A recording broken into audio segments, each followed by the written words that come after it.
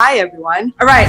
First off, I have mixed feelings about this because, I want to congratulate you on such a massive and great sounding single, but yet I know the emotional toll that it took on all of you in order to get here. So first of all, I want to understand how you're feeling about this because, I'm very sorry for your loss, but yet this is like the last tangible thing that you have of Jamir Garcia. So how is everyone feeling about it so far? It's bittersweet, definitely, because it's hard to go through the interviews, and even when Dandy put the video together, we broke down so many times just trying to get that done. And I think it's the most important thing for us at the end of the day was to make sure that we fulfill his legacy in music, and to make sure this came out. And it was the last song he recorded. It was the last song we were working on. And even when we were talking about it with Butch, it was supposed to be a end November, early December release anyway. And then when that happened, we didn't want to do it. And then we talked to Leanne and family in the Philippines, and everybody was like, okay, that's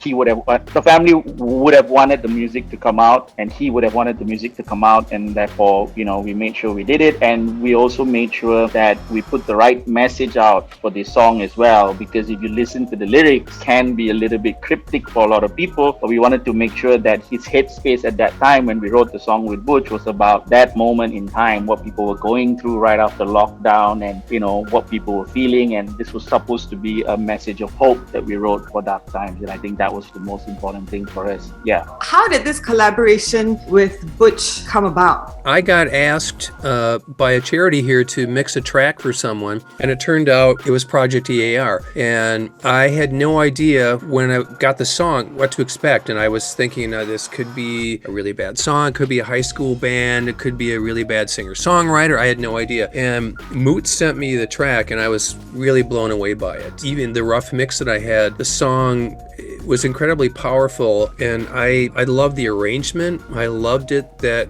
it's got these great breakdowns. I love it that it kind of has a double chorus. I really resonated with Jameer's lyrics on the chorus, and to me the song kind of represents 2020. Because we worked on it right toward the end of the year, and I'm honored and really proud to have been involved with it with these guys, because I feel like it's as Moots pointed out, I feel like it's something a lot of people are going through right now, extremely dark times, but I believe the song has a lot of hope and optimism, and if you listen to it and can recognize that, it can pull you out of that darkness, so but anyway, they sent me the track, and then we did it all like this. We did Zoom calls, and they sent me files and sessions, and we sent stuff back and forth, and it took a while just because it's slower when you do that, but we kind of had, I think that we were on the same sort of vision. There was something that we kind of understood we were going. I kind of got where they were going, and I think they understood what I was doing. So it was cool. It was really fun. And I'm like I said, I'm really honored to have been a part of it. How has the track changed or evolved before and after Butch's touch? The track was really in good shape. I did a little bit of what I call cleaning up, going through and tightening things up between the rhythm section. I hyped up the drums a little bit like I do. I added a couple keyboards, like a sub bass in a section and things, but I kind of went through and did some, if I felt like the vocals were stepping on each other, I'd mute some things. I tried to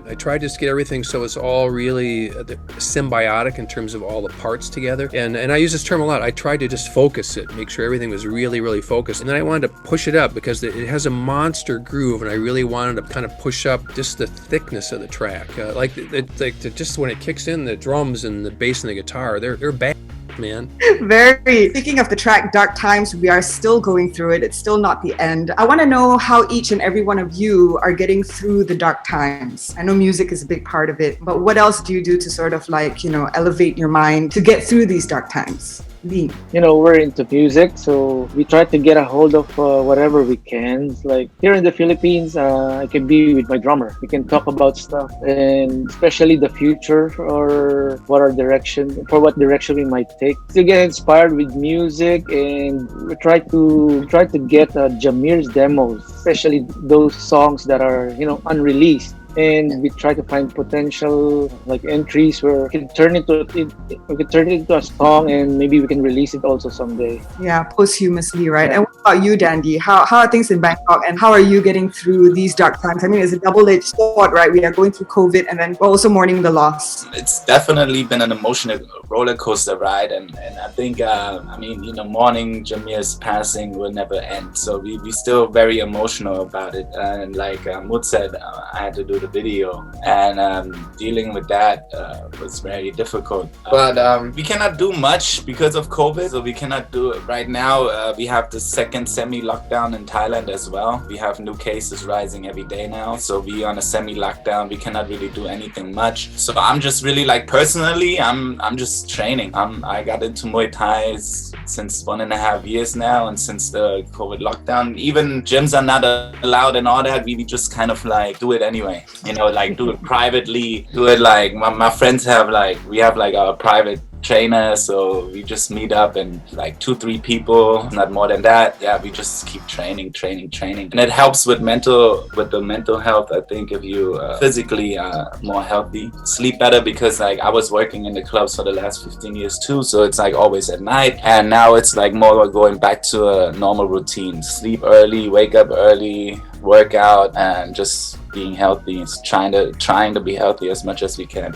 You know what? COVID has, of course, changed the process of how we make music, because usually in-person studio sessions, especially for a supergroup like Project E.A.R, I know you guys meet up in Bali or Bangkok or Manila to jam, to come up with, new material, and for Butch as well. So now that we have to migrate onto like virtual sessions like Zoom, how has that process changed for you personally? Is it better? Would you go back? Would you lessen like in-person studio sessions in the future, seeing that things can be done over Zoom, or just how has this affected you guys creatively, this process of working now? I love being in the studio. I love being in a room and collaborating with people. I've been doing it for my whole adult life. There's something about that chemistry that happens. One of the reasons I like to go in the studio, I never know what's going to happen.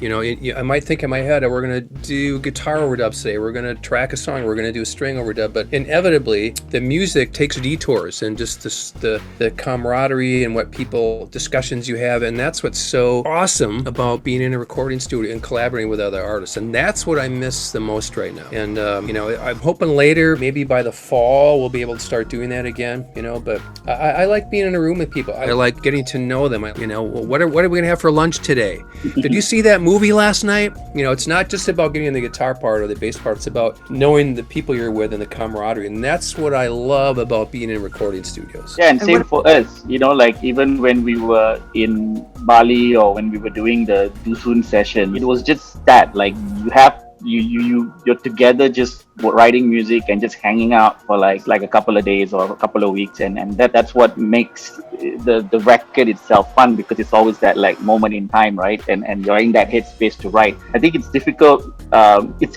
Technology makes it easier because we're all all of different countries, but you still need to have that in-person session. I think that's important. I agree with Butch. We love being in the studio together, eating, drinking, and hanging out. Well, thank you so much for jumping on the Zoom call with me, and I just want to wish Project E.A.R congratulations. With Butch Vig's touch, there is like Nirvana, Garbage, Green Day, and then Project E.A.R in the same breath, which is like so right on.